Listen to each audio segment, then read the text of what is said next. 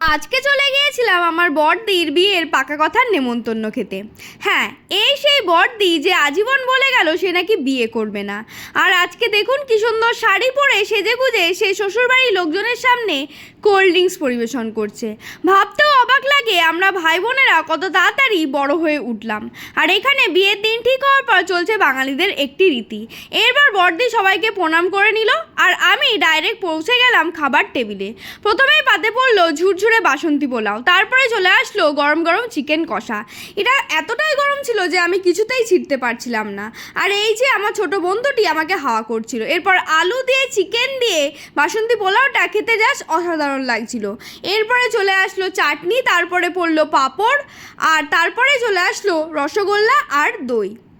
তো বন্ধুরা, তোমাদের যদি এই ছোট শর্টটি ভালো লেগে থাকে তো অবশ্যই আমার চ্যানেলটি সাবস্ক্রাইব করবে এবং লাইক করবে। ধন্যবাদ।